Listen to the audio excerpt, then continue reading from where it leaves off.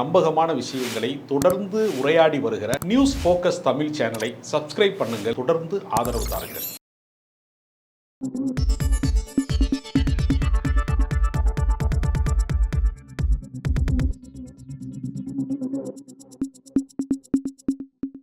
News focus Tamil நேயர்களுக்கு வணக்கம். இன்று நம்மோடு இணைந்திருக்கிறார் பத்திரிகையாளர் திரு ராஜகம்பீரன் அவர்கள். வணக்கம் சார். கமலாலயத்தில் நடந்த தமிழக பாஜக கட்சியுடைய வளர்ச்சி கூட்டத்துல அதிமுகவை விமர்சிக்க வேண்டாம் அப்படின்னு உத்தரவு தெரிவிக்கப்பட்டிருக்கு. அதை பற்றி உங்களுடைய கருத்து என்ன சார்? கடந்த முறை நாடாளுமன்ற தேர்தல் நடந்த போது கூட பாஜகவோடு எங்களுக்கு எந்த விதமான கூட்டணியும் இல்லை என்று அதிமுக அறிவித்த பின்பும் கூட அமித்ஷா என்ன சொன்னார்? உள்துறை அமைச்சர் அமித்ஷா சொன்னார், பாஜகவின் கதவுகள் திறந்துதான் இருக்கிறது என்று சொன்னார். நீங்கள் கதவை திறந்து வைத்ததால் தான் எடப்பாடி பழனிசாமி அதை பயன்படுத்தி கொண்டு வெளியேறிவிட்டார். கதவை திறந்து வைப்பதனால் உள்ளே வருவார்கள் என்று அர்த்தம் அல்ல.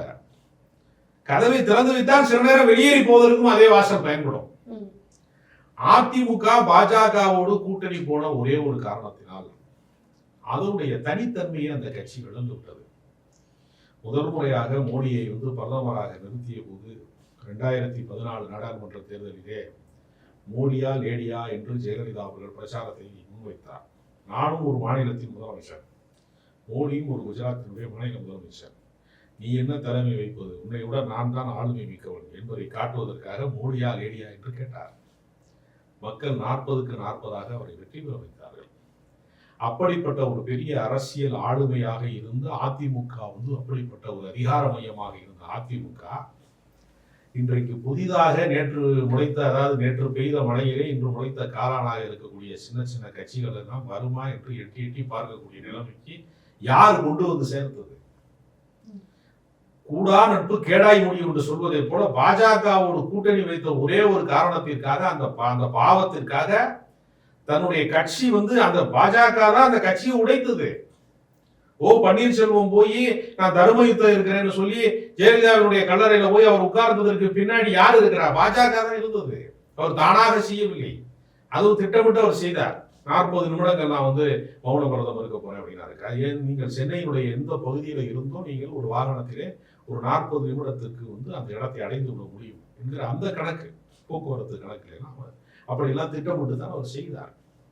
அப்ப இன்றைக்கு வரைக்குமே ஓபிஎஸ் பாஜகவினுடைய ஒரு அடிமையாக இருக்கிறார். டிடிவி தினகரன் போய் யாராவது பாஜகவோட போய் கூட்டணி போவாங்களா என்று கடந்த காலத்திலே கேட்ட டிடிவி தினகரன் இன்றைக்கு கட்சியை கொண்டு இங்கே அடமானம் வச்சுட்டார். எப்படி சரத்குமார் அவர்கள் நள்ளிரவுல திடீரென்று முடித்து ஞானம் வந்ததாக சொல்லிக்கொண்டு கட்சியை கொண்டு போய் மொத்தமாக பாஜகவிடம் விற்று விட்டாராம். அடமானம் வைக்கிறதுக்கு அடிக்கடி வைக்கக்கூடாதுன்னு சொல்லி சில பேர் என்ன செய்வாங்கன்னா, நகையை அடமானம் வச்சுட்டே இருக்க முடியாது, வட்டி ஏறுது, உன்னுடைய நகையை வித்துட்டு வாங்க அப்படின்னு சொல்லுவாங்க வீடுகள். அது மாதிரி அந்த அடமானம் வைத்திருந்த கட்சியை கொண்டு போய் சரத்குமார் வித்துட்டு வந்துட்டார். அதே போலதான் இன்னைக்கு டிடிவி தினகரனுடைய நிலைமை. தன்னை இந்த நிலைக்கு ஆளாக்கிய, அரசியலிலே பழிவாங்கிய, அவர்கள் பெயரை கூட உச்சரிக்க முடியாத நடுக்கத்தில் இருக்கிறார் சசிகலா. சசிகலா தான் அதிமுகவோட கிங் மேக்கர். இன்றைக்கு அதிமுகவுக்குள்ளே நடக்கக்கூடிய எல்லா அணிகளையுமே உருவாக்கியதே சசிகலா தான். டிடிவி தினகரன் அவங்க தான் நாடாளுமன்ற உறுப்பினராகிறாங்க. ஓபிஎஸ் அவங்க தான் ஜெயலலிதா அவர்களுடைய அந்த தண்டனை காலம் வருகிற போதெல்லாம், சிறை காலம் வருகிற போதெல்லாம் அவர் முதலமைச்சர் ஆக்கி பார்த்தாங்க, கட்சியின் பொருளாளர் ஆக்கி பார்த்தாங்க. அதே போல எல்லாருக்குமே தெரியும், கூவாத்தூர்ல தான் எடப்பாடி பழனிசாமி தேர்வு செய்யப்பட்டால் அது சசிகலாவின் தேர்வு தான். அவர் காலில் விழுந்துதான் எல்லாரும் தேர்வு செய்யும். அப்ப இன்றைக்கு இருக்கக்கூடிய அதிமுக மொத்தத்தையுமே உருவாக்கியது அப்படிங்கிறப்ப இந்த நிர்வாகிகள் மொத்தத்தையுமே ஜெயலலிதா பெயரை சொல்லிக்கொண்டே உருவாக்கியது யாருன்னா சசிகலா தான். ஆனால் அவர்களால் இன்றைக்கு பாஜகவை எதிர்த்து ஒரு வார்த்தை கூட பேச முடியவில்லையே. அந்த பாஜகவோடு, அதாவது ஒரு புகழ்மிக்க வரி உண்டு, தன்னை வெட்டியவன் வீட்டு வாசலிலேயே வெக்கமில்லாமல் நிற்கிறது வாழை. தன்னை வெட்டியவன் வீட்டு வாசலிலேயே வெக்கமே இல்லாமல் நிற்கிறது வாழை. தன்னை வீழ்த்தியவன் கால்களிலேயே வீழ்ந்து கிடப்பான் கோழை. அப்படி வீழ்ந்து கிடக்கிற கோழைகளாக பன்னீர்செல்வமும் டிடிவி தினகரனும் சசிகலாவும் வீழ்ந்து கிடக்கிற போது பாஜகவோடு எனக்கு எந்த கூட்டணியும் இல்லை என்று தைரியமா சொல்லிட்டார்கள் எடப்பாடி பழனிசாமி. சரி, இப்போ பாஜக அதிமுகவை பற்றி விமர்சிக்க வேண்டாம் அப்படின்னு சொல்லி கூட்டத்தில் சொல்றாங்க. ஆனா அதிமுகவுடைய கட்சி கூட்டத்துல விஜயுடைய கட்சியா இருக்கக்கூடிய தாவேகாவை பத்தி எந்த விதமான விமர்சனமும் சொல்ல வேண்டாம் அப்படின்னு அவங்க வலியுறுத்துறாங்க. இப்போ பாஜக எப்படி அதிமுக சொல்ற மாதிரி அதிமுக விஜய் சொல்றாங்க. சோ இதை வந்து பாஜக எப்படி ஏற்றுக்கொள்ளும்? முதல்ல அதிமுக விஜயை விமர்சிக்க வேண்டாம் அப்படின்னு சொல்றது எப்படி பாக்குறீங்க? விஜயை வந்து விமர்சிக்க வேண்டாம் என்று கடந்த காலத்துல சொன்னாங்க. ஒருவேளை அவர் பிரச்சாரத்திற்கு பயன்படுவார், சினிமா நடிகர், அவர் வந்தால் வெகு மக்கள் கூட்டம் வரும் என்பதற்காக சொன்னாங்க. இப்பதான் நாங்கள் அதிமுகவோட பேச்சுவார்த்தையே நடத்தல, அப்படி ஒண்ணு கிடையவே கிடையாதுன்னு அவங்க தனித்து போட்டியிடுவோம்னு விஜய் அறிவிச்சிட்டாரு. விஜய் அறிவிச்சிட்டாரு சார். ஆனா அதிமுகவை பொறுத்த வரைக்கும் விஜயோட இணையணும் அப்படின்ற ஒரு ஆசை வந்து அதிமுகவுக்கு இருக்கு. ஆனா பாஜகவை அதை நிறைவேற்ற விடுவாங்களா அப்படின்றது. அப்படி ஒருவேளை தமிழக வெற்றி கழகமும் அதிமுகவும் இணைஞ்சா 2 பேருமே காலியாகக்கூடிய வாய்ப்பும் இருக்கிறது. ரொம்ப பேர் என்ன நினைக்கிறாங்க, விஜய் பிரச்சாரம் செய்தால் பெரிய கூட்டம் வந்துடும், வாக்கு வங்கி வந்துடும், அதிமுகவுக்கு ஏற்கனவே கட்டமைப்பு இருக்கிறது, அந்த கட்டமைப்பின் வழியாக 2 பேரும் சேர்ந்து பயணம் செய்தால் வந்து ஒரு பெரிய அரசியல்ல மாற்றம் வந்துடும், திமுகவை வீழ்த்திடலாம் அப்படின்னு சில பேர் ஒரு கணக்கு போடுறாங்க. ஆனா உண்மை என்ன தெரியுமா, எடப்பாடி பழனிசாமியை முதலமைச்சர் ஆக்குங்கள் என்று விஜய் பேசினால் விஜய் கட்சியில் இருக்கிறவன் வெறுத்துருவான். எடப்பாடி பழனிசாமி முதலமைச்சர் ஆகிறதுக்கு எதுக்குடா நான் தமிழக வெற்றி கழகத்துக்கு வரணும், நான் நேர போய் அதிமுக சேர்ந்துருல என்று இவன் வந்து ரசிகர்கள் என்ன நினைப்பான், அந்த கட்சியினுடைய தொண்டர்கள் என்ன நினைப்பான், எடப்பாடியை மறுபடியும் கொண்டு வர்றதுக்கு எதுக்கு நம்ம கட்சி ஆரம்பிக்கலாம். எனவே அந்த இமேஜ் வந்து விஜய்க்கு போயிடும். விஜயை வந்து முதன்மைப்படுத்தி பிரச்சாரம் செய்கிற இடம் வந்து அதிமுகவுக்கு வந்தா அதிமுக பலவீனப்பட்டு விட்டது என்பதை அவர்கள் ஒப்புக்கொண்டதாக மாறிடும். 2 பேருக்குமே அது நல்ல விஷயம் அல்ல. அதனால அவங்களுக்கு இருக்கக்கூடிய ஒரே சாய்ஸ் பாட்டாளி மக்கள் கட்சி போன்ற கட்சிகள். அதனால திமுக கூட்டணி உடையும் அவங்க எதிர்பார்த்தாங்க. அது வந்து இலவு காத்த கிளின்னு சொல்லுவாங்க. என்னைக்காவது ஒரு நாள் பழுக்கும் கிளி காத்து இருந்துச்சு, அது பஞ்சு, அது எப்படி பழுக்கும், பட்டார்னு வெடிச்சிருச்சுன்னுப்பாங்க. கிளி பறந்துருச்சு, இலவு காத்த கிளி நடக்கலை. அதுதான் இப்ப நடந்துகிட்டு இருக்கு. திருமாவளவன் வந்துருவாருன்னு என்னமோ சொல்லி பார்த்தாங்க. அவர் தெளிவா சொல்றாரு, இந்த அரசாங்கத்தை எதிர்க்க வேண்டிய இடத்துல எதிர்ப்பேன், கூட்டணியும் நீடிப்பேன், முடிஞ்சு வச்சு. அப்ப அவருடைய நிலைப்பாடு உறுதியானதாயிடுச்சு. அதனால திமுக கூட்டணியிலிருந்து உடைந்து யாரும் வரமாட்டார்கள் என்கிற நிலைமை வந்த பின்னால், தமிழக வெற்றி கழகம் தனித்து போட்டியிடுவேன் என்று அறிவித்த பின்னால், நாங்கள் தனித்துதான் போட்டியிடுவோம், இல்லாட்டா விஷத்தை குடிச்சு செத்துருவோம்னு சொன்ன சீமான் அவர்களுடைய நாம் தமிழர் கட்சி சொன்னதற்கு பின்னால் இவர்களுக்கு வேற சாய்ஸே இல்லை. அவர்களிடத்துல தேமுதிக இருக்கிறது, பாட்டாளி மக்கள் கட்சி வருவதற்கு வாய்ப்பு இருக்கிறது, எஸ்டிபிஏ என்கிற ஒரு சிறுபான்மை கட்சி இருக்கிறது. அவ்வளவுதான் வந்து அதிமுகவுக்கான வாய்ப்பு. இப்போது அவர் வகித்துக் கொண்டிருக்கக்கூடிய எதிர்கட்சி தலைவர் பதவியை தக்க வைத்துக் கொள்வாரா, இந்த நிலையாவது நீடிக்குமா, 60க்கும் மேற்பட்ட சட்டமன்ற உறுப்பினர்கள் இப்போது இருக்கிறார்களே, இந்த நிலையாவது நீடிக்குமா வருகிற சட்டமன்ற தேர்தல் என்கிற நிலைமையில தான் அவர்கள் பலவீனப்பட்டு கிடக்கிறார்களே தவிர திமுகவை வீழ்த்தி விடுவதற்கான வலிமை வந்து அதிமுகவுக்கு வந்து சேரவே. சரி, இப்போ நீங்க தாவேகாவும் அதிமுகவும் சேர்ந்தா அவங்களுக்கு நல்லது இல்லை அப்படின்னு சொல்றீங்க. ஆனா எடப்பாடி அவர்கள் வந்து அப்படி சேரணும்னு நினைச்சாருன்னா, ஏன்னா நீங்க வந்து ஓபிஎஸ் அவர்களும் சசிகலா அவர்களுக்கு பின்னாடி வந்து பாஜக இருக்கு அப்படின்னு சொல்றீங்க. ஒருவேளை எடப்பாடி அவர்கள் வந்து விஜய் கூட சேரணும்னு நினைச்சா பாஜக வந்து அதை இண்டிபெண்டா அந்த டிசிஷனை எடுக்க விடுவாங்களா? அதுக்கான சுதந்திரம் வந்து எடப்பாடி அவர்களுக்கு கொடுக்கப்படுமா?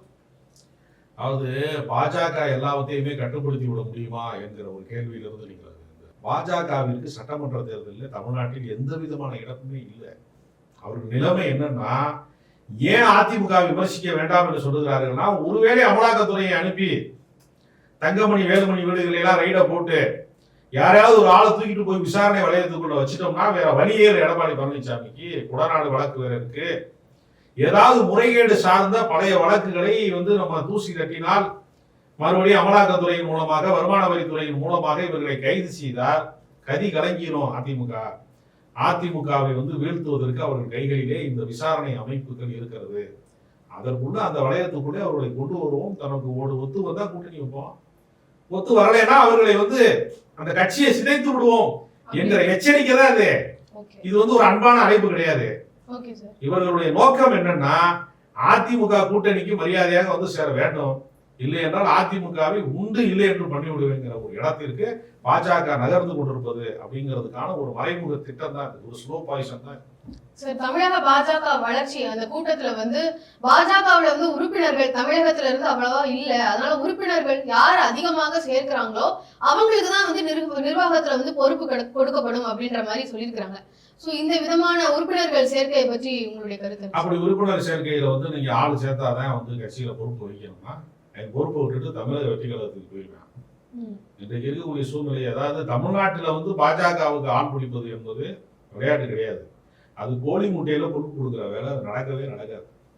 இவங்களா கணக்கு காட்டலாம். முன்னாடி எல்லாம் என்ன பண்ணாங்கன்னா மிஸ்டு கால் கொடுத்தா எங்க கட்சியில சேரலாம்னா, மிஸ்டு காலை தவறுதலா யார் வேணாலும் கொடுக்க வாய்ப்பு இருக்கு இல்லையா? மிஸ்டு கால் கட்சினே அதுக்கு பேர். அதனால அவர்களுக்கு ஒரு நாளும் தமிழ்நாட்டில் அரசியல் கிடையாது. அவங்க என்னென்னமோ பண்ணி பாக்குறாங்க. இது பார்ப்பன கட்சி, இது மேல ஜாதிக்கு ஆதிக்க ஜாதிக்கான கட்சி என்பதை தெரியக்கூடாது என்பதற்காக கடந்த காலங்களிலே இலகணேசன், எச் ராஜா போன்றவர்களை எல்லாம் பதவி வைத்து பார்த்தவர்கள் என்ன செஞ்சாங்க? இடைநிலை சாதிகளாக இருக்கக்கூடிய நாடார் சமூகத்தில் இருக்கிறவர்களுக்கு பதவி கொடுத்தாங்க.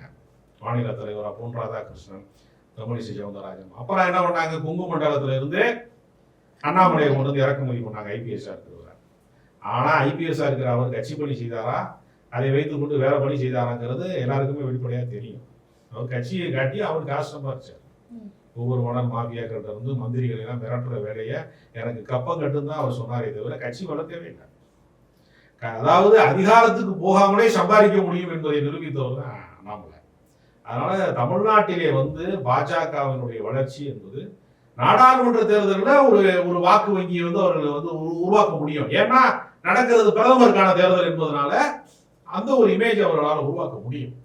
சட்டமன்ற தேர்தலை பொறுத்தவரையில ஸ்டாலினா எடப்பாடியா இவ்வளவுதான் கேள்வி. யாருக்கு பின்னால் நிற்க போகுதுன்னு கேள்வி. மிச்ச தொணமாப்பிள்ளையெல்லாம் என்ன செய்யணும்னா, நாம் தமிழர் கட்சி ஓரமா போய் விளையாடு தனித்து போட்டி, தமிழக வெற்றி கழகம் ஓரமா போய் விளையாடு தனித்து போட்டி, இந்த போட்டிகள்ல ஒன்றும் ஆக போறது இல்லை. இந்த முறை சட்டமன்ற தேர்தல் 5 முனை போட்டியா வரப்போகுது. திமுக அதிமுக அல்லாமல் தமிழக வெற்றி கழகம், நாம் தமிழர் கட்சி, பாஜக 5 முனை போட்டி நடக்கிறது. இந்த 5 முனை போட்டி என்பது திமுகவை இன்னும் அதிகமான சீட்டுகளை வெற்றி பெற வைப்பதற்கு பேர் உதவியாக இருக்கும். திராவிட மாடல் ஆட்சி மீண்டும் 26 தொடர்வதற்கு எல்லாரும் வேலை செய்யறாங்க.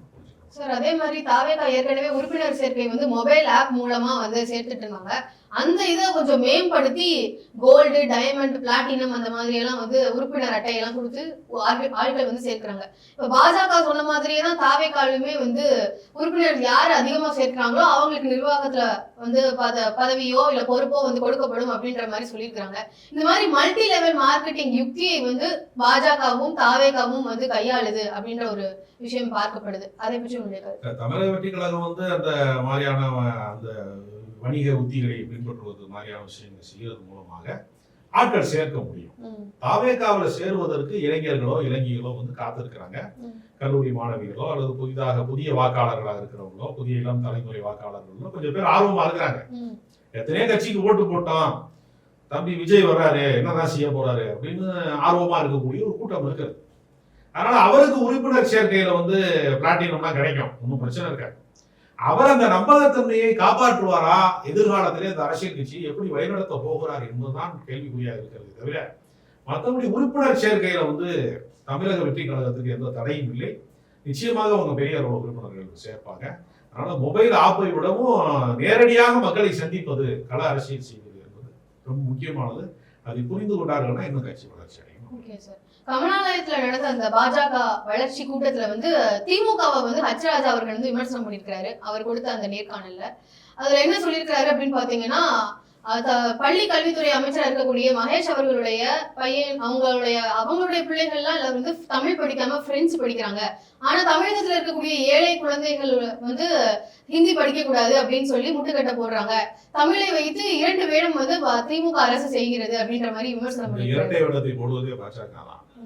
மத்திய அரசாங்கம் நடத்தக்கூடிய பள்ளிக்கூடங்கள்ல தான் ஹிந்தி மொழி படிக்கிறியா பிரெஞ்சு மொழி படிக்கிறியாங்கிற ஆப்ஷனே வச்சிருக்கான். தமிழ்நாடு அரசு நடத்தக்கூடிய பள்ளிக்கூடங்கள்ல இருமொழி கொள்கை தான். ஒண்ணு தமிழ் வழியில படிக்கலாம், இங்கிலீஷ் மீடியம் படிக்கலாம், அல்லது ஆங்கிலத்தை ஒரு துணை பாடமாக மொழி பாடமாக படிக்கலாம். தமிழ்நாடு அரசு வந்து இரட்டை வேடம் கிடையாது. இந்த வேடத்தை போட்டுக் கொண்டிருப்பது பாஜக. இதை மறைப்பதற்கு திமுக மேல பழிய போடுறாரு எச் ராஜா.